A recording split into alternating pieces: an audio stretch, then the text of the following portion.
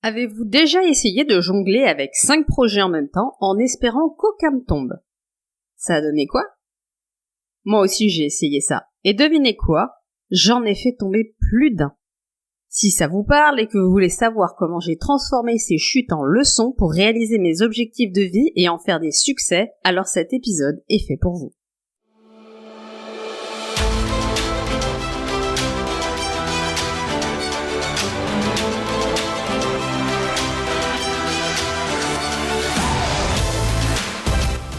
Vous connaissez ce sentiment grisant de démarrer un nouveau projet, d'apprendre une nouvelle compétence, un instrument ou de mettre en place une nouvelle routine? C'est électrisant. Mais avez-vous remarqué que ce frisson s'atténue parfois aussi vite qu'il est apparu? J'ai vu tellement de personnes bourrées de talent, d'enthousiasme, démarrer 1000 projets en parallèle, mais n'en terminer aucun.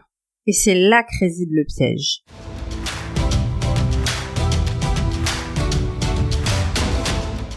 Bonjour, je suis Magali Wagner, je suis entrepreneur multicasquette et mon métier, c'est d'accompagner ceux et celles qui veulent s'accomplir intégralement à se créer une vie inspirante, sécurisante, empreinte de légèreté et de liberté. Je les aide à clarifier ce qu'ils veulent vraiment et à trouver et à mettre en place les stratégies les plus efficientes pour l'obtenir en se délestant de leurs freins intérieurs et extérieurs. La vie, mes amis, récompense ceux qui persévèrent, ceux qui finissent ce qu'ils ont commencé. Aujourd'hui, plongeons ensemble dans ce qui fait la différence entre ceux qui réussissent vraiment et ceux qui courent éternellement. Le propos de ce podcast, c'est de vous inciter à faire partie de cette catégorie de personnes qu'on appelle les finishers, ceux qui finissent ce qu'ils ont commencé, et de voir que le succès, peu importe dans quel domaine, appartient à ces personnes-là. La première étape, c'est la vision et la préparation. Tout grand projet commence par une vision claire et un plan préparé pour aller atteindre cet objectif. On est d'accord que vous n'aurez jamais tous les éléments du plan. Ne vous noyez pas dans le plan parfait. Faites un plan, celui qui vous paraît le plus efficace, et quand vous avez une partie importante de la réponse, allez-y, avancez. De toute façon, le plan, il va probablement mourir en route plusieurs fois, vous serez obligé de le réajuster. On doit réajuster un peu. On réajuste pas un plan tous les jours. Si vous voulez atteindre un objectif, peu importe que ce soit de l'entrepreneuriat, construire une maison, un projet immobilier, de l'investissement, vous devez mettre en place des actions suffisamment longtemps pour observer et mesurer des résultats. Si vous voulez construire une maison, il vous faut un plan, il vous faut prévoir les matériaux, quels artisans viennent en premier, comment on fait les fondations, c'est vraiment important. Et ça vous permet d'atteindre cet objectif. Et le problème, c'est que quand on fait la vision, il y a plein de gens qui disent « Ah oui, mais je veux ça, et ça, et ça, et ça ». Et on est d'accord que, j'arrête pas de dire ici que c'est possible de tout avoir dans sa vie. C'est possible de tout avoir dans sa vie, mais c'est pas possible de tout mettre en route en même temps, de tout implémenter en même temps. Chacune des compétences et chacune des choses que vous voulez mettre en place, c'est une énergie de fusée au décollage. C'est là où ça prend toute l'énergie et il faut mettre en place tous les fondamentaux. Et pour pouvoir vraiment performer dans quelque chose, vous devez le faire sujet par sujet. Sinon, et c'est mon deuxième point, vous aurez le problème suivant qui est, petit 1, l'épuisement. Donc vous allez vous fatiguer à tester plein de choses. Alors moi, dans l'entrepreneuriat aujourd'hui, j'accompagne par exemple des gens qui veulent se lancer, comme des coachs ou des photographes, ou en tout cas des gens qui ont envie de se lancer et qui ont besoin d'une communauté.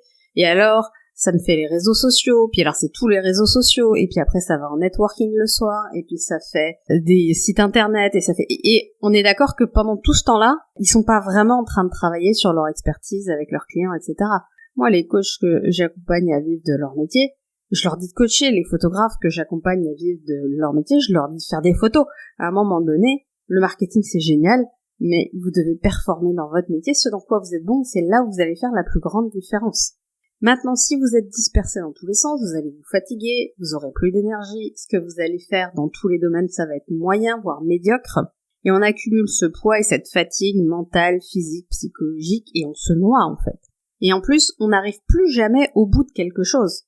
On a la sensation d'avoir essayé beaucoup de choses, mais d'avoir peu accompli. Et c'est souvent à ce moment-là que moi je récupère les gens, il y a ce sentiment d'échec en fait, de se dire j'ai tout essayé, ça n'a pas marché. Et oui, j'ai tout essayé en même temps.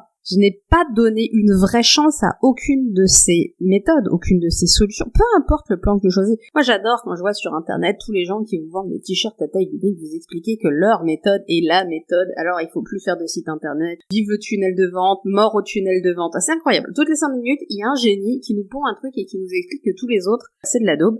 C'est drôle, hein, parce que moi, ça fait 15 ans que je vois Olivier Orvoland nous faire le coup du blogging. Apparemment, le blogging n'est pas mort, hein, même s'il y a des gens qui nous expliquent que c'est mort. Il y a encore des gens qui arrivent à en vivre. Donc, moi, je crois pas à tous ces trucs-là.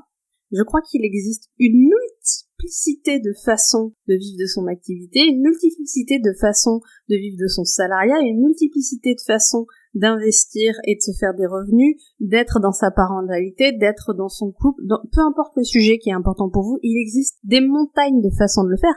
Mais sur la multiplicité existante, il n'y en a que quelques-unes qui vous correspondent vraiment. Et moi, ce que je vous invite à faire, c'est choisir une de ces méthodes et y aller. À titre personnel, quand j'accompagne un coach, je l'accompagne à coacher, à aller amener de la valeur, à se mettre au service, pas à aller faire un super truc marketing. Waouh, c'est super hein, le marketing.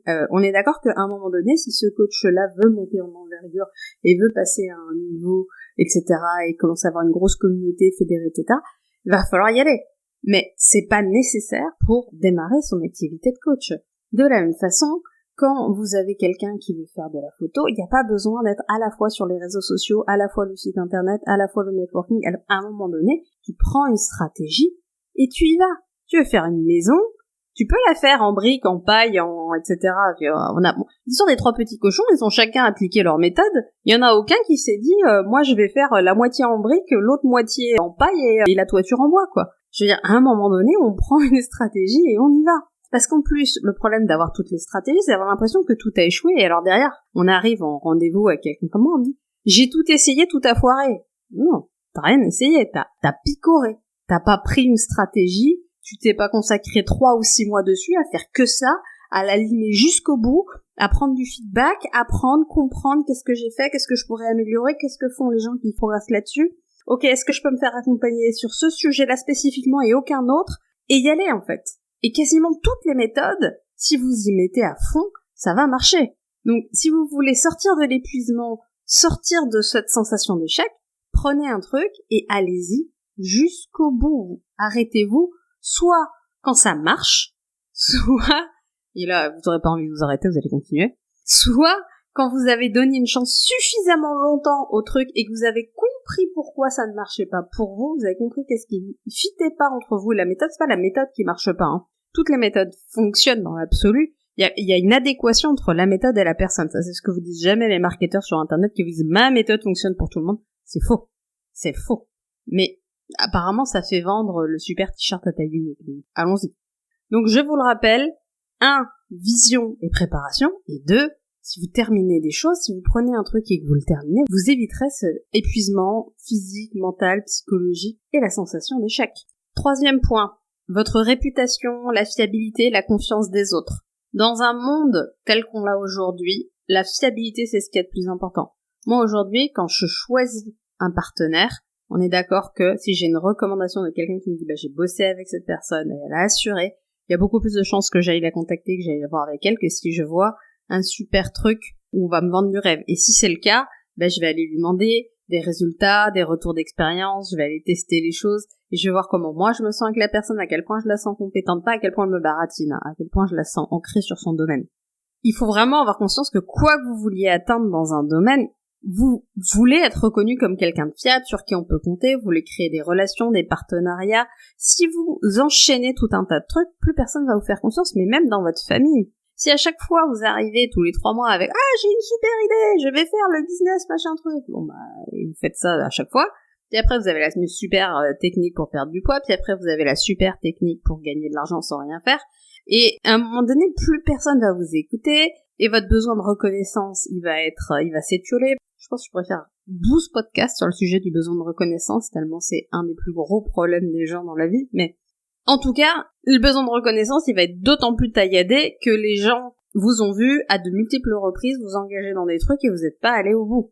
Donc, finalisez ce que vous commencez, même si vous commencez des petites choses, et les gens auront d'autant plus confiance dans votre capacité à aller au bout. Si vous êtes salarié, votre patron pourra vous confier des plus gros projets, parce que vous lui avez prouvé que vous aviez les épaules. Si vous êtes profession libérale, vous allez avoir d'autres relations avec vos clients, vous allez pouvoir partager d'autres expériences. Et vous allez vous-même dégager une autre énergie. Si c'est dans votre couple, vous allez voir que votre partenaire de vie, il va faire autrement. J'ai réalisé récemment que l'un des indicateurs de choix financiers de mon mari, parce que je comprenais pas pourquoi il prenait ses décisions beaucoup plus vite que moi. Parce qu'en fait, il prend la décision qu'une fois que moi j'en suis arrivée au bout du process de décision et que j'ai validé, en fait, c'est que c'était bon. Et donc, il valide. Parce qu'en fait, selon l'expérience des 10 dernières années, le ratio entre là où je me suis plantée et là où je me suis pas plantée, il est excellent. Et donc, du coup, plutôt que de prendre du temps, il y va. Il y va à l'efficacité. Donc, voyez ça. Le 4e point, et du coup, je viens déjà de mordre un peu dessus, c'est l'efficacité et l'économie de temps. Si vous n'avez qu'un seul sujet, vous allez pouvoir mettre toutes vos ressources à un seul endroit, vous allez le défoncer. Moi, aujourd'hui, j'ai un podcast, je vous donne des informations, je vois bien à quel point, dans mes formulations, dans mes phrases, dans la manière dont je réfléchis l'information que je vous donne, j'ai vraiment progressé. Je vois bien que j'ai beaucoup moins de et de trucs comme ça qui sont au milieu du podcast, j'ai beaucoup moins de mots qui coincent. C'est beaucoup plus facile et beaucoup plus fluide parce que j'ai fait un seul truc, le podcast. Je suis pas en train de bidouiller une vidéo pour voir à quoi je ressemble et comment je fais pour regarder la caméra. Je suis pas en train de me demander quel impact va avoir mon texte à l'écrit sur LinkedIn ou je sais pas quoi. Je fais un truc et j'y vais à fond. Et on est d'accord que là, c'est le 19e épisode de podcast, donc ça veut dire qu'il y a eu 19 podcasts, plus celui que j'ai fait avec ma copine Adé, donc on en est à une 20aine d'épisodes. Et c'est ok. Aujourd'hui, je me sens confiante, je me sens bien, et je pense que d'ici le début de l'année prochaine, peut-être je vais encore passer un step. Je vous promets rien, mais en tout cas, je le travaille. Pour le moment, ce truc-là, je l'ai travaillé d'une manière qui me convienne, en fait. Et juste parce que j'ai pris un seul truc, et je l'ai travaillé, parce qu'on est d'accord que pendant ce temps-là, je continue à avoir mes clients, à faire le marketing, à gérer mes sujets de délégation. Je vais pas vous reparler de ma délégation aujourd'hui, mais clairement, pour que ma délégation avance, il faut que ce soit ma top priorité, à gérer tout un tas d'autres sujets. Donc, prenez un truc dans un domaine sur lequel vous voulez avancer et faites-le. C'est vrai pour si vous voulez changer quelque chose dans votre santé. C'est pas la peine de vous éparpiller, de dire que vous allez faire de la méditation, vous coucher tôt, boire de l'eau, du jus de citron, faire machin et le yoga et je sais pas quoi. Prenez un truc et faites-le, faites-en une habitude pendant 3 mois, 4 mois, 5 mois, peu importe, et seulement après passez à la suite. Et vous allez voir que vous allez gagner en efficacité, en temps passé, en charge mentale, ça va être beaucoup plus facile. Et beaucoup moins de chances que vous vous arrêtiez parce que ça ne fonctionne pas. Ensuite, le dernier, c'est la force de l'apprentissage. À chaque fois que vous faites quelque chose et que vous le menez jusqu'à son terme, vous allez avoir toutes les galères qui est au milieu. Oui, parce que c'est pas parce qu'on fait qu'une seule chose qu'il n'y a pas de galère. Il y a des galères. On est obligé de les passer par là. On est obligé d'apprendre, de comprendre, de s'être trompé, de devoir refaire. Moi, le podcast de la semaine dernière, je l'ai un peu sauvé à la fin, mais il y avait un problème sur le son. Je ne sais pas pourquoi il y a eu ce problème sur le son, mais voilà. J'ai développé des nouvelles compétences de retravailler la bande son le soir, etc. parce que il y avait un problème qu'il n'y avait pas eu avant. Nouvelle compétence. À un moment donné, c'est la force de l'apprentissage. Et ce qui est très intéressant, c'est que même si c'est pas dans le même domaine de vie, chaque objectif atteint qui permet de consolider un résultat permet, de monter sa confiance en soi, d'augmenter son leadership, son charisme, et de développer des compétences. À la fois des compétences dans ce domaine de vie particulier, mais également des compétences qui sont connexes, qui sont transverses. Et je veux vraiment qu'on voit ça ensemble, que quand on peut finir un projet, s'asseoir et noter toutes les pépites qu'on a appris, les erreurs qu'on a fait, comment on les a surmontées, comment on peut les éviter la prochaine fois, etc. Moi, je vous invite à faire ça. Moi, j'ai un cahier pour ça dans tous les domaines. J'en ai un dans l'immobilier, dans le business, dans le coaching, etc. Vous allez voir que vous allez prendre confiance en vous, avancer, aller plus vite la prochaine fois. Des problèmes plus importants vous adresseront moins que ce que vous avez déjà passé jusque-là. Mais pour ça, il faut vous focaliser sur une chose. Donc voilà, c'était ces points-là que je voulais mettre en avant avec vous pour vraiment vous faire prendre conscience que dans la vie, ceux qui atteignent les choses, ce sont les gens qui finissent. Les gens qui ont eu des gros résultats sur YouTube, c'est les gens qui se sont dit « Allez, je vais faire 100 jours, 200 jours, 300 jours de vidéos une fois par jour sur YouTube. » Ils ont eu des résultats. Ils se sont pas arrêtés au milieu, ils ont pas réfléchi, etc. On s'engage et on y va. Et au bout des 300 jours, on peut faire un bilan. Mais j'en ai connu aucun qui a fait quelque chose suffisamment longtemps sur le suffisamment long terme et arrivé à la conclusion que ça marche pas, on s'en fout. Non, si, ça marche. Ça marche en fait. Dans tous les cas, ça marche. Et si ça n'a pas donné le résultat escompté, ça a donné énormément d'informations, de courbes d'apprentissage et on peut grandir de ça. Vraiment, je vous invite à reconsidérer les choses. Moi, en ce moment, au-dessus de mon bureau, j'ai mon objectif prioritaire qui est le fait de finir ma délégation, finir la mise en place initiale de ma délégation, parce que ça sera jamais fini. Mais je veux aussi que vous entendiez que il y a écrit en dessous, terminer les choses. Qu'est-ce qui se passe pour moi? J'avais prévu de lancer des nouveaux projets pour cette fin d'année. Pour la plupart d'entre eux, ils sont à l'arrêt. J'en ai un que je suis en train de travailler avec quelqu'un. Je reviendrai de vous pour en parler, mais je suis en train de potentiellement prévoir un truc hyper canon avec mon propre coach. Je vous en dirai plus. En tout cas, tous les autres sont à l'arrêt. Pourquoi? Parce que je termine les choses. Et je termine les choses, même si c'est pas dans les mêmes domaines de vie. Mais si je ferme pas des dossiers, à un moment donné, je peux plus en ouvrir plus. Donc, en ce moment, je ferme des dossiers. Et c'est pas ce qu'il y a de plus fun, parce que mon super cerveau et mon super animal à l'intérieur, il aura envie d'aller chercher plein de nouvelles croquettes. Mais il n'y a pas de nouvelles croquettes pour le moment, il y a finir les gamelles que t'as déjà entamées.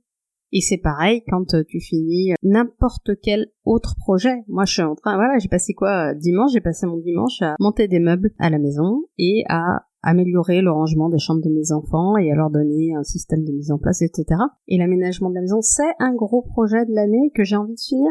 Donc je m'en donne les moyens. Et oui, ça prend du temps et franchement, ça me fait nettement moins kiffer que de vous faire un podcast ou de pouvoir être en interaction avec vous. Et pourtant, je finis. En conclusion, je vous dirais de prendre l'image de la construction d'une maison.